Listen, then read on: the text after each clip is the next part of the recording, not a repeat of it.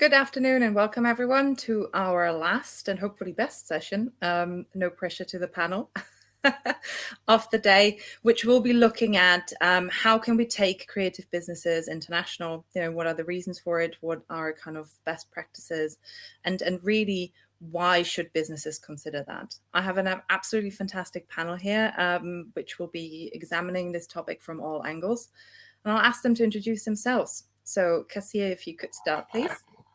Thank you so much, Sarah. My name is Kasia Pińska. I am with Fragment, a leading immigration law firm that is specializing in advising different businesses, different industries on how to compliantly move their employees, their staff around the world, and specifically now into Europe.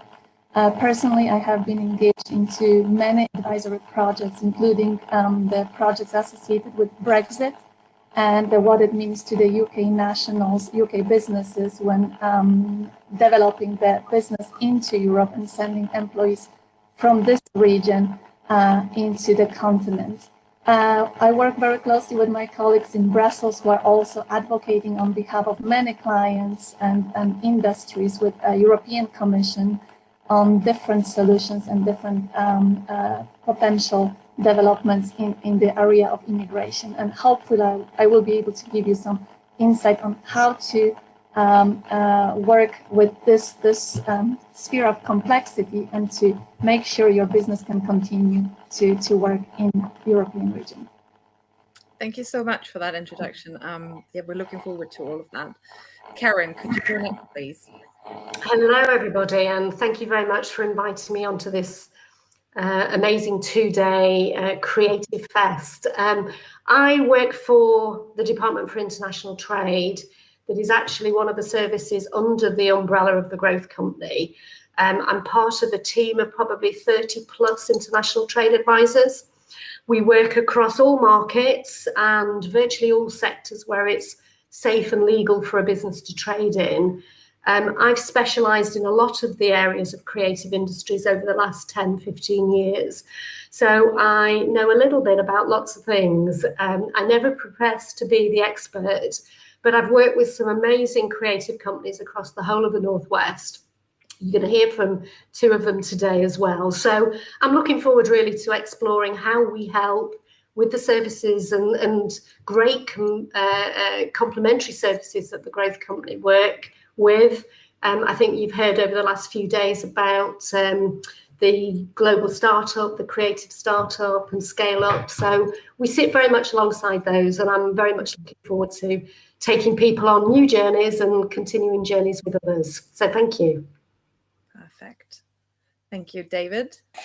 Hi, I'm David Charamella, Communications Manager at K7 Media. We're a TV research consultancy helping broadcasters, producers and distributors basically find, create and sell programming, TV programming and video around the world. So we have a international client base who each pay a subscription to receive information on new shows and market trends, all kind of tied up with essential insights from a kind of crack team of experts, so we'd like to think. So we're headquartered here in Manchester, but we also have a strategic office in Amsterdam and Singapore as well.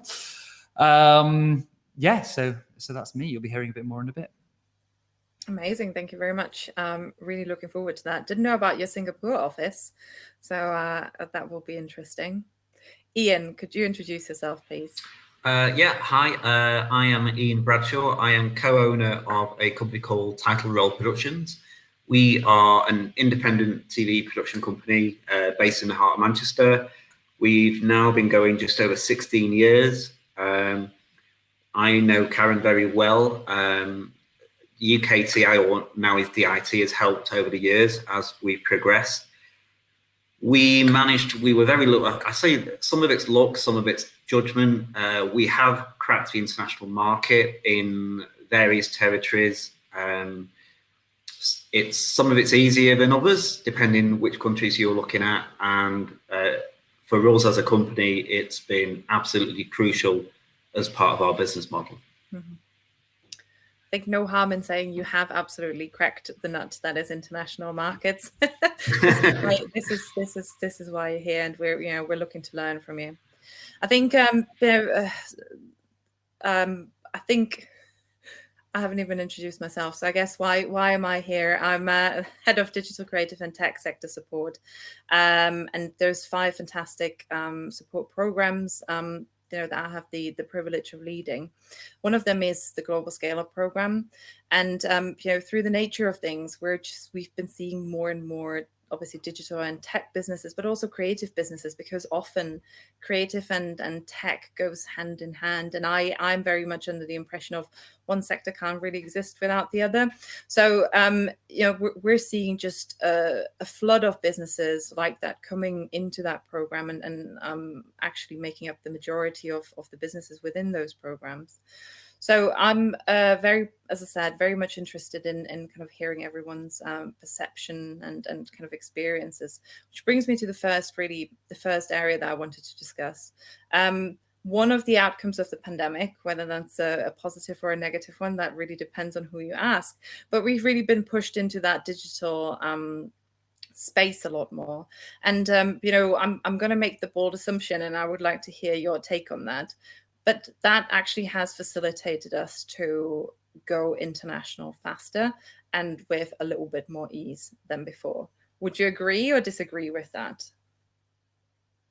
Maybe David, if you want to take that one. Yeah, I think I certainly agree to a point. Yeah, for sure. I mean, it's certainly come with challenges this past year, of course. Previously, a great deal of the exposure for K7 came via markets and events that were largely overseas, although some kind of organised by UK bodies such as PACT. And so that lifeline to overseas and potential new clients was pretty kind of swiftly severed, of course, last year, unfortunately. But as a result, we managed to bolster our online presence and really lent into the digital event space much more meaningfully, upping our game there somewhat to gain a bit more exposure. And I suppose the upturn of those international events drying up for us, that like MITCOM and MITTV in France, or Real Screen and NatP in the USA, is that the folks that we generally deal with, whether it be channels or producers or distributors, are also kind of finding it more difficult to spot new TV shows or acquire or kind of capture the programming trends of the moment. So we've been really able to kind of fill that void by offering bespoke presentations and so on via platforms like Teams and Zoom that we really weren't accustomed to before. And so, we've certainly invested in some new kind of tech for the office here and for the K7 staff to be able to deliver presentations and talk to prospective new clients with much more ease as far as that's concerned, for sure. Thank you. Brilliant. Anyone else's opinions on that? For me, it's kind of worked away. So there has been lots of hindrance. So to start with, we couldn't go out and film, which made a lot of problems, especially for the ones, the TV documentaries we were making at the time. I was making a documentary about a new cruise company, which is still on hold now. And I was also working with an airline. So those projects almost stopped overnight, which was a huge issue.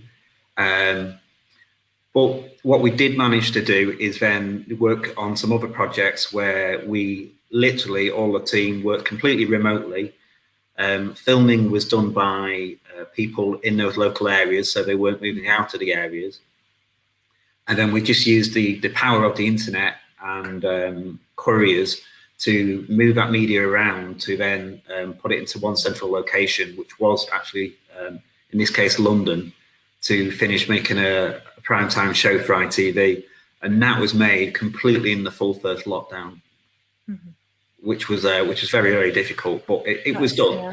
And another thing that we have managed to do, we diversified into podcasts now as well, because we've realized that they are really easy to do. And doesn't matter how many lockdowns we have, we can make a podcast very, very easily. And so, there are changes that we've made.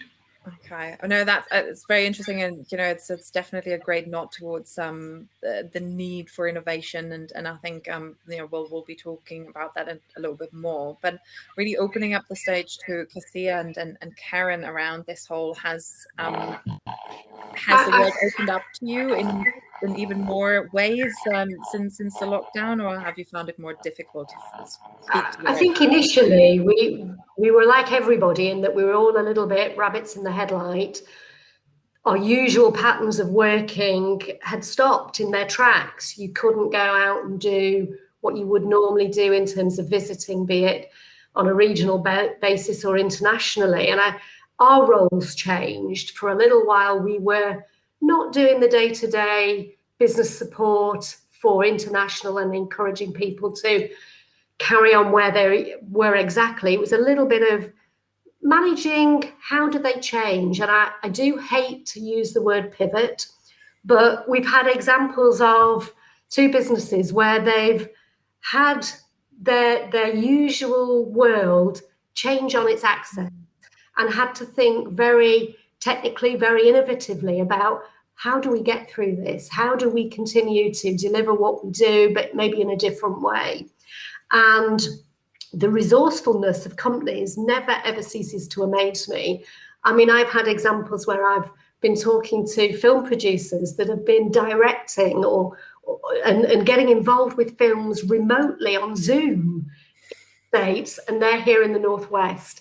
And in the past, you would have thought that was crazy, but it's working and people are doing it. And I think at the last virtual South by Southwest conference, there was an element of looking at virtual production and how do you do things in a different way. So I think we should never, ever underestimate the ability of our businesses to pick up what seems to be a catastrophe and change and innovate and move and be creative to make things work. And we've had to do the same. I am missing not being out there physically and walking through the door of people's offices, because the buzz that you get from a face-to-face meeting when somebody tells you something new, like David and his office in Singapore, Ian doing new podcasts, that has so much more resonance when you're sat in somebody's office. So I can't wait till we're doing more of that. But I think we'll do a blended approach. I think Zoom, Teams, everything that the other guys have said. In the past, we'd have thought, oh, no, we don't want to do that. Well, no, we can't possibly do that. We've got to jump in the car or we've got to get on a plane and go out. But you can now choose how you interact with potential customers. I don't think it will ever replace physically meeting people. And I think both of the guys have touched on overseas trade shows and events. They are a big part of meeting new people, developing knowledge and information. And I don't think you can always replace that with a Zoom meeting. If you know somebody already, it's easy to continue the conversation, but to start something new, it's a little harder. So I think it's every credit to everybody who's been able to embrace the new ways of working. But I'm looking forward to a much more blended future for all of us, really. Well, I have to echo Karen's comments. I can't wait to return to the office myself and seeing everybody in a reality. Although I have to say, for our organization, this brought another opportunity to communicate with individuals that are across the ocean, and they are actually in different locations around the world, and then you can communicate. But from like a perspective of people I've been working with, the clients I've been working with, despite of finding solutions using the digital transformation and being able to adapt to the new reality, I think all of the businesses are slowly warming up to returning to what it was before, with some, of course, adjustment. And that means finding solutions on how to continue business across the borders, especially with Brexit in mind. I recently have been contacted by multiple companies that are already planning, like, how do we do it? What's the next step? How do we prepare for returning to post-COVID situation? During COVID, of course, there were some solutions. If somebody had to travel, could get special exemptions, special passes, but only for something critical, unless you were a highly skilled, highly qualified professional with the necessary authorizations, which we know for the British nationals were not available. And so this year, since this year, this is a possibility to obtain that. So there has been all sorts of different solutions in place to facilitate this. But I guess that, as we are coming out of COVID, hopefully, that's what I'm believing, it will be so important to have a plan on how do I do business, not only in this country, but how do I take it outside? How do I take it to Europe? What do I have to think of for different groups of employees, whether it's even yourself traveling to Europe? What do I have to bear in mind? No, that's yeah, again, really insightful. I think, but we'll be talking about all of that a little bit more in detail. But I think, echoing what we're hearing from businesses, everyone to a certain degree can't wait to get back into seeing people in person, even happy to travel to do so, even though for those that have started, I keep hearing a little bit of a whoof. I had forgotten how actually strenuous that is. So I think it'll be. What did you say, David? Sorry, I just said, yeah, it's exhausting, isn't it? When you just give Yeah, I have experiences myself, and I keep hearing from colleagues as well. But I think kind of going back to, what we're hearing from businesses and what we know about businesses, looking back at the last 12 months, one thing that, has been coming through loud and clear, those businesses that have started their exporting journey pre-COVID or have been amidst the kind of the going global journey during COVID, they've been a lot more resilient. They've been able to weather this storm in completely different ways than those that might have not considered this avenue. So I think today is very much about highlighting all of the reasons why someone would want to do that. On top of we've lost Cassia. I'm hoping she will rejoin us. But I think, today I would really like to share some of your insights around what are the kind of the top tips or the learnings, or maybe even, if you're generous enough and then brave enough, share the things that haven't worked so that businesses can, avoid those traps. Ian or David, if you want to take that one. Yeah, I think just picking up back on, I think just to kick things off, just picking back up on Karen's point, which I found really interesting about, the kind of more blended approach going forward. Certainly, whilst K7 is very much headquartered in Manchester with an office here in town, just down Ducey Street, and a kind of core workforce all living locally, we have invested significantly in expanding K7's global presence as well. So last year, as you say, we opened a kind of more permanent base in Singapore, for example, and hired a specialist consultant in Australia as well. And something that we kind of did in part to grow our global presence, but I think that was also very much because particularly with the opening of the office in Singapore, that's because the Asia Pacific territory was a real point of interest for us and for the TV industry generally. And so we wanted to move into there in quite a big way. And I do think that if it weren't for the recent developments in technology and folks more widely utilizing platforms like Zoom and Teams, we wouldn't necessarily have considered opening that base or employing staff in such vastly different time zones. But, the way that we work has changed quite dramatically. And we've even gone to the extent of altering the staff contracts so that they're now much more flexible with regard to working hours and locations. So, we have kind of staff just have to work a particular number of hours a week. But the only caveat now is that the core team has to join a morning meeting at 10 a.m. UK time every day, which we host via Zoom. And so that, again, is going to be kind of more blended when some of us do start to return back to the office in a much more meaningful way. So I think that's one, that's certainly one part that we've changed and that we've altered. And one tip, I suppose, is just to, maybe focus on a territory, on a kind of territory by territory basis, and just kind of really hone in a little more, like we have back, I suppose, in that sense, this past year at least. For sure. Thank you very much. Just a quick nod. I think tech is playing up, so we will just power through. We seem to be losing Ian from time to time, but just video, and Cassia's back, so that's great. Let's just as I said, power through. Ian, do you want to share a little bit about the insights and the things that you've learned? Yeah, can you hear me? We can hear you. Okay. So I want to talk. Basically, I did some big deals with clients in Australia, and there was pros and cons to that. A few little tips, because when we first did these projects, we didn't really know what we were doing, so we were kind of finding our feet. I've written a few things down, basically. I think you've got to work out what you have to offer that has in their own country.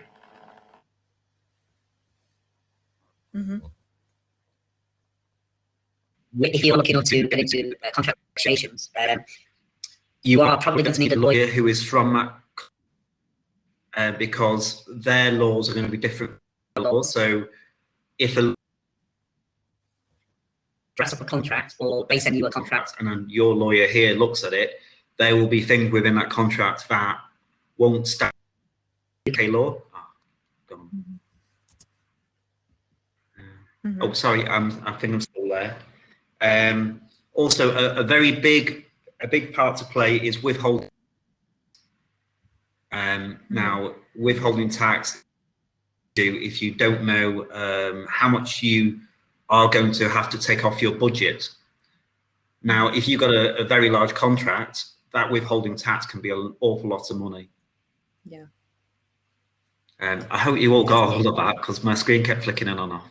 No, we did. We might have not seen you throughout the way, but definitely have heard. No, that is some very interesting insight, and I'll be interested, to hear from Karen. Does that mirror what the conversations that you're having with businesses? Very much so. I mean, we talk about it as a journey, and it is a journey, and often businesses will come to us having been fairly well established in the UK market, so they understand how they do their craft, how they create and deliver it either to a British buyer, be it a broadcaster, be it a company that wants to buy research, or somebody buying physical products. So they know what they do in the UK. And it's very easy to assume that you can sort of almost guarantee that there will be similarities in other markets. And it never is the case, even within English-speaking markets. A lot of my new customers and people that are sort of coming to us fresh from looking at international trade will say, well, I want to go to the States. They speak English. The demand is great. It's a huge opportunity. And it is a huge opportunity. But for a fledgling exporter, it can still be an amazing task and an incredible challenge. So I think it's really about going back to basics, and that's not to deride any of the abilities of companies. It's really just to sort of take a step back and think about exactly what David and Ian have said in terms of, well, why should somebody buy from us? What are we offering? And really hone that unique selling proposition that you have. And quite often in international sales, niche products, niche services, something that's unique or relatively unique will usually do very well, but you have to be able to articulate that in the right way. And really with some basic export planning is the great way to start. It's the first step. I'm going to drop something in the chat that gives you a link to some of the export planning tools that we've got through DIT. And you can dip in and out of these. And some you'll have to think, well, okay, I don't sell widgets, but I create something differently. How and what does that mean for me? It may mean you've got to change your routes to market or the way in which you do things. But basic planning is usually the same the world over. You've just got to think about the differences and work them out and be mindful that there will be differences.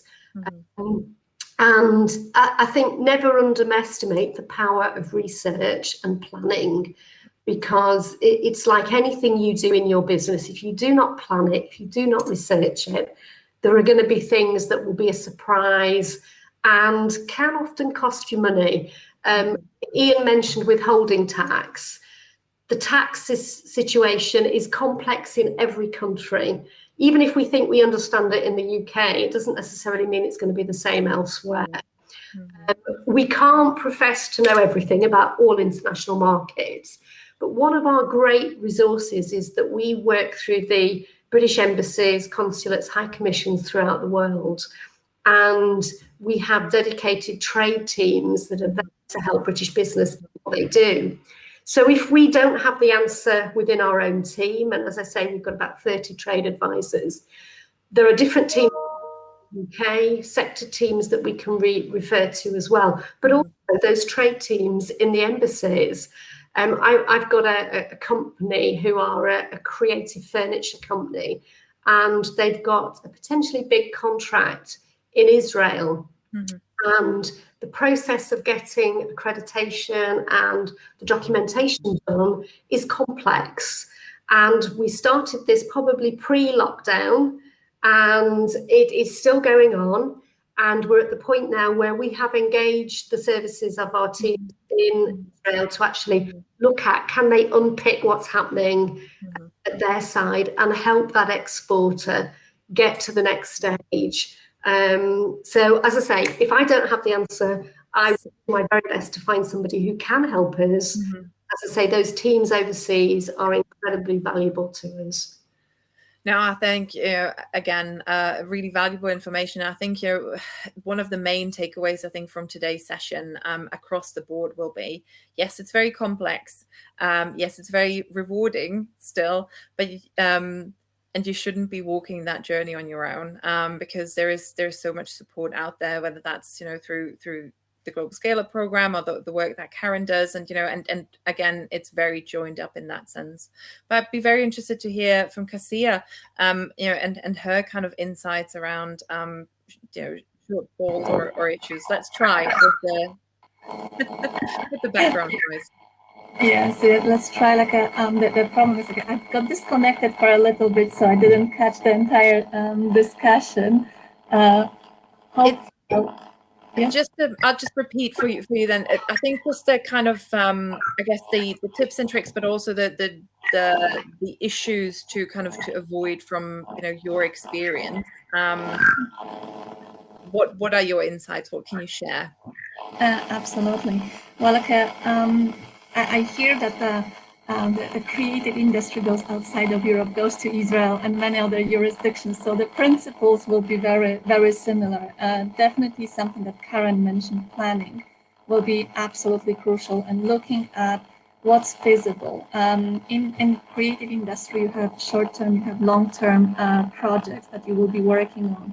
And what I can advise is, quite often we jump on the plane, we say it's a business visit. It's really important to analyze, is it really a business visit? Is it really potentially a work that someone is planning to do? Is it associated with the day-to-day responsibilities and duties that I will be fulfilling in this other country? And that will be true for basically any country in the world, because once you determine that, if you can go ahead and travel and see what your limitations are, or you may have to get some additional authorizations. For some countries, you will not need a visa. Like, for example, for Europe, UK nationals do not require a visa. They can travel freely for 90 days within 180 days.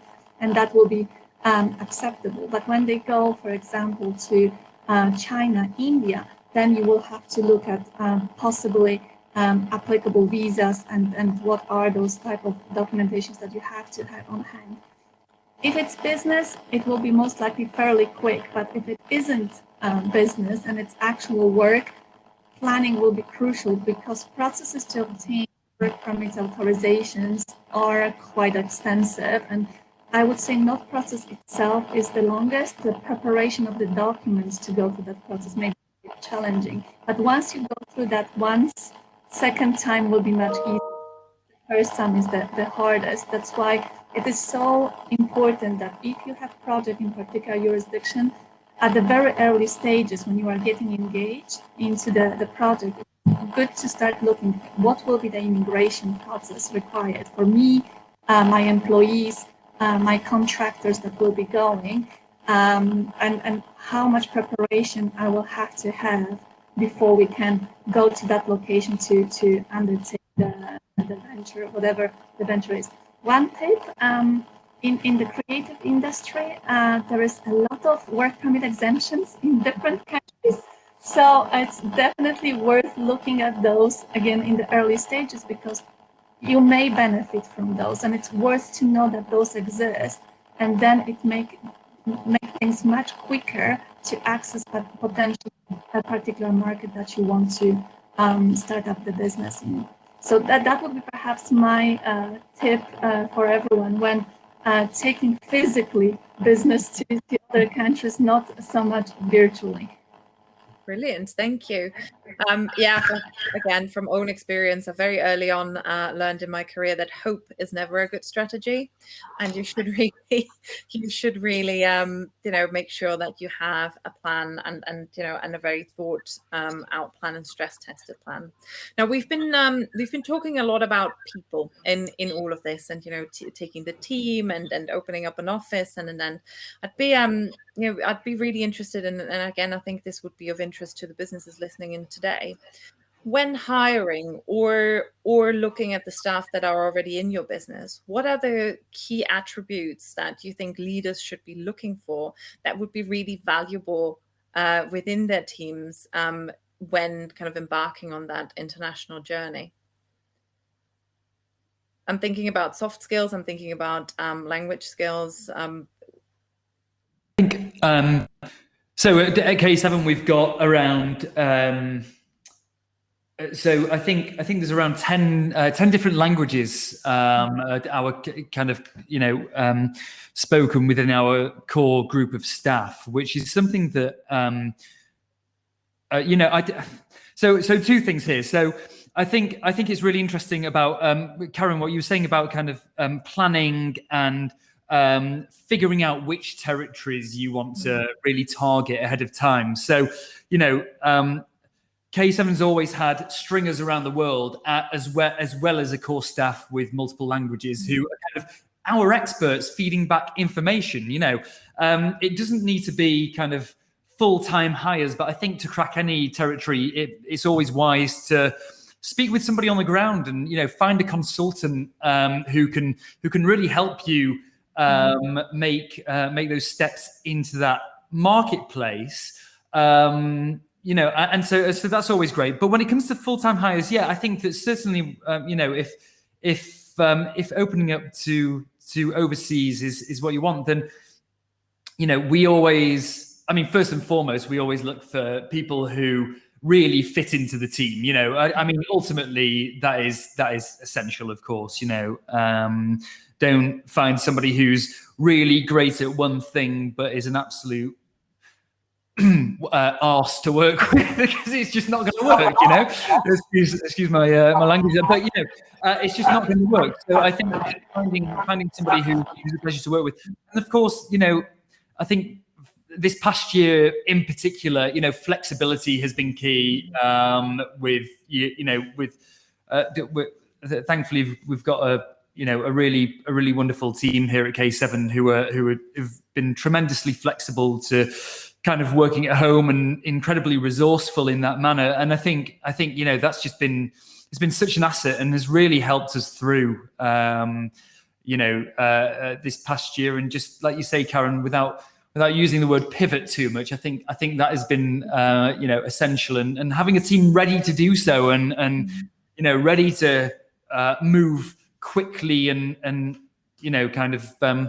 thankfully we're only a core staff of around 14, so we're still relatively kind of small to medium size as a business, so we're able to do so. We're not too cumbersome to just kind of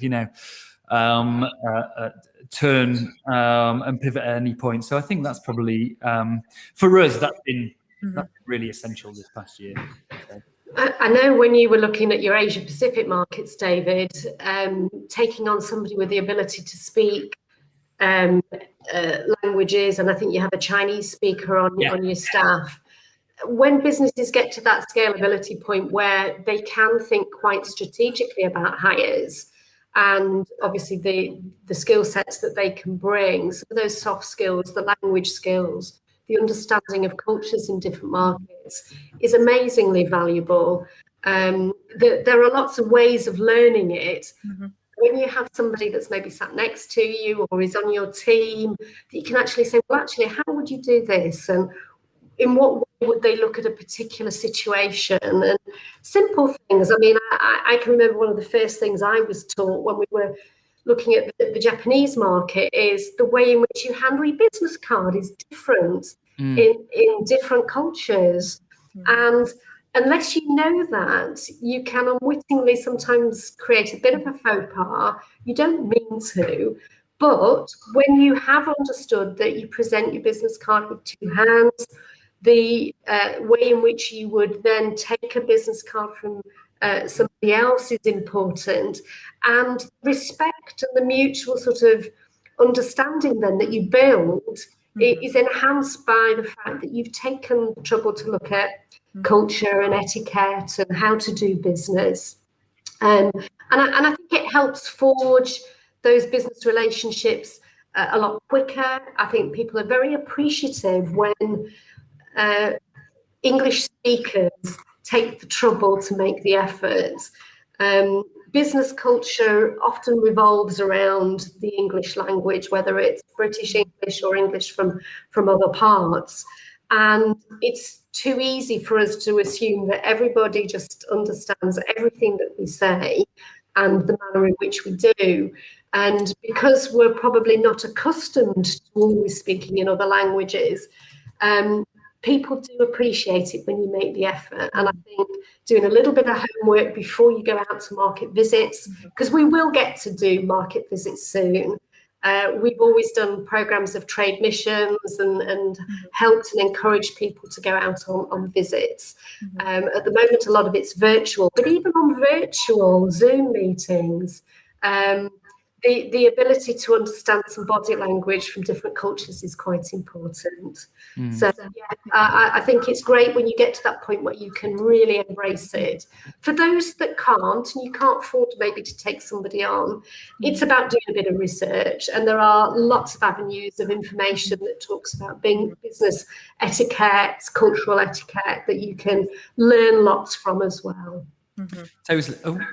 Yeah, sorry, I thought I was on mute. Yeah, totally. And I think, like you say, I think it takes time as well. Like, most importantly, establishing yourself into a territory. It's not something to be rushed. I really vividly recall one production company in particular who were starting to do business in China with another. It was a co-production with another Prodco in China, and he turned to me. He said, if I could write a book about it, it'd be called The Tale of Seven Suppers, because that's how long it's taken to kind of, build trust and rapport with this company. And it is about kind of fostering those relationships and taking time, but certainly understanding about some of the, some of those kind of local, understanding the local culture and the local business culture in particular.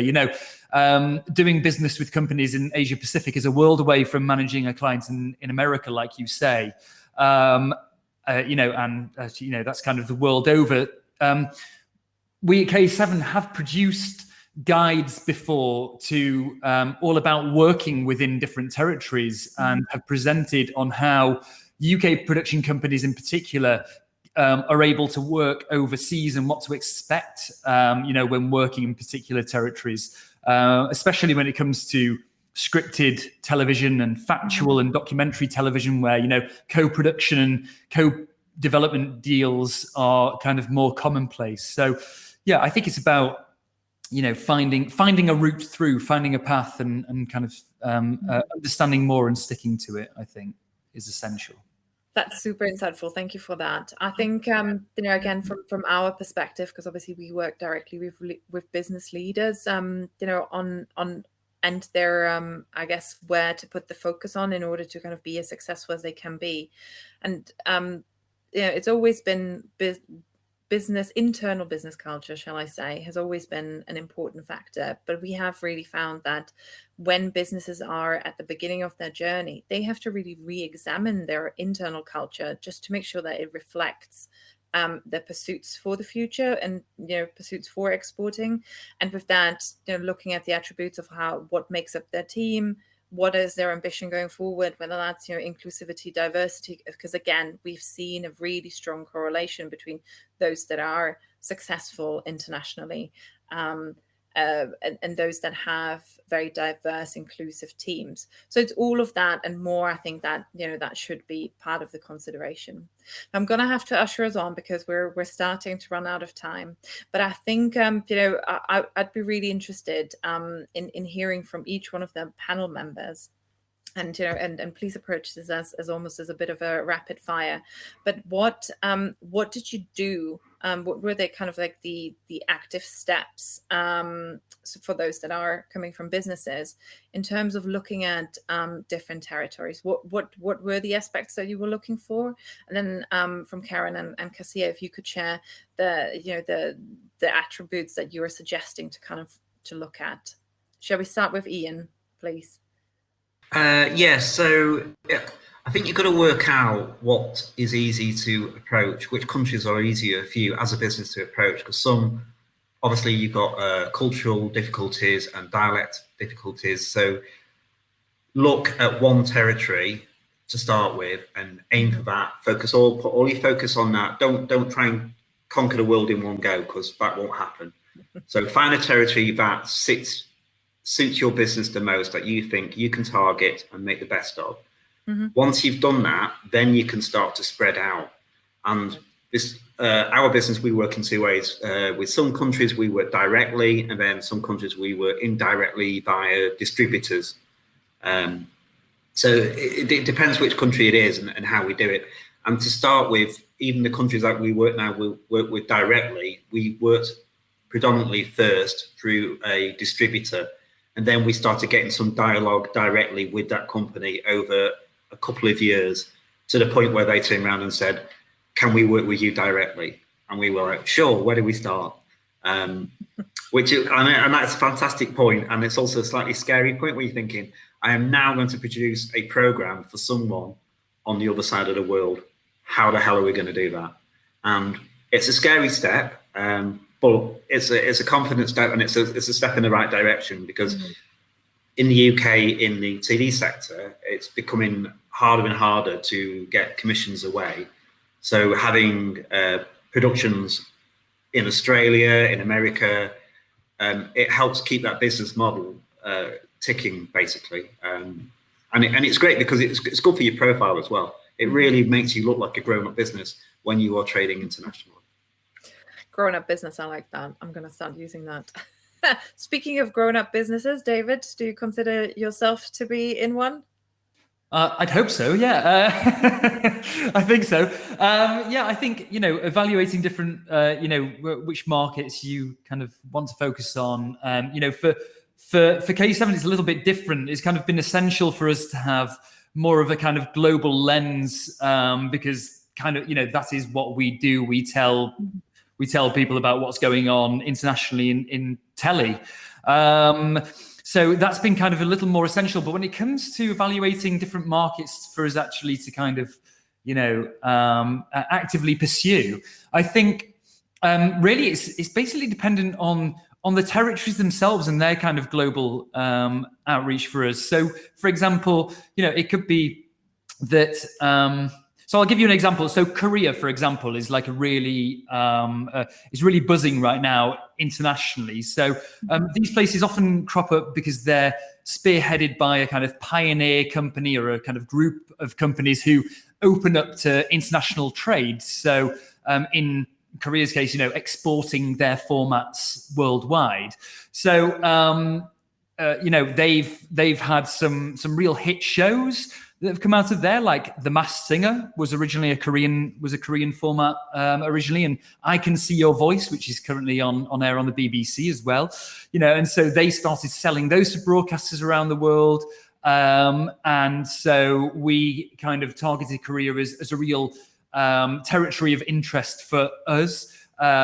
Just because we saw that occurring, a few years back now, and just kind of targeted them.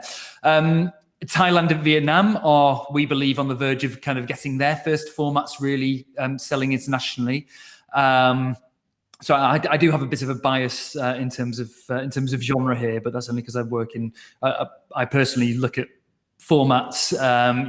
We also focus on scripted and factual as well. But certainly when formats are concerned, that's where I'm kind of my focus lies. But for us, I think it's all about generally boosting our international presence and altering people's perceptions of K7. From when I first joined, it was kind of, the perception was that it was a two-person consultancy with a UK focus, which is now kind of, we've tried to shift that to a team of experts with a real global presence and reach. And I think, that's been really essential for us internationally. So we shout about everything via PR, and even something as small as, changing our domain name, from .co.uk to k7.media was just like really kind of essential in shifting that focus. So sorry, I realized that I've kind of gone off a little bit there off topic, but yeah. Thank you so much for sharing all of that. That's okay. Loads to take away for the businesses that are listening today. Karen, would you like to share your last insights? Well, I think the guys have hit the nail on the head, really. It is about where do you start, and the world is a big place, and it's very easy to think, well, let's go to the States, let's go here, let's go there, or let's try and do it all, and you can't. I dropped something in the chat about how do you choose markets, and there are sort of formats in which you can look at how you choose markets. You look at the ease and the demand factors. What makes it easy for you to enter that market? What might make it difficult? Some of the markets that David's touched on, some of the Asia Pacific markets are more challenging for some exporters, and they may not necessarily be a novice exporter's first steps, but it's worth analysing them against others and looking at the European markets as well, and finding where you maybe cut your teeth by learning the craft, learning how you sell in other markets, the problems and the issues that it throws up and how you deal with those. So there's lots of different ways of doing it. And I know our two panelists are very much sort of in content and media, TV and TV analysis, but there are great trade associations out. PACT, the Producers Alliance for Cinema and Television, do an amazing almost like a scale-up program within export as well, and it was something that DIT had helped them fund the development of. And so for maybe companies in that sort of space that are thinking about, okay, well, how do we move from being a domestic producer to looking overseas? You've got loads and loads of resources. You've got the growth companies, Creative Scale-Up, you've got the scale-up that they do as well, you've got us as a resource, and then you've got the trade associations. And I would encourage everybody to take a little bit from all of it, just as a bit of a plug, and it might help other businesses on their journey or start their journey or help people go into new markets. We don't always have funding, but we do actually have some funding at the moment to help businesses look at how they develop new opportunities in new markets. And we're here to work with them on projects, help them use our resources and those of others around to actually make those first steps. So I'd be really delighted to talk to anybody who's either started the journey but has never worked with us, introduce you to our network. Sarah obviously is a big part of that, and the growth company, and let's hopefully start somebody on a bit of a new journey that will lead to some export success. I couldn't have said it better. How fantastic! Kind of summarizing in final words. I couldn't agree more. If you are looking into this avenue, please don't embark on the journey by yourself. As I said, there's loads and loads of support and loads of knowledge to tap into. I've certainly found this conversation really inspirational. So thank you to all of the panelists of today. And I'm hoping to hear from you soon.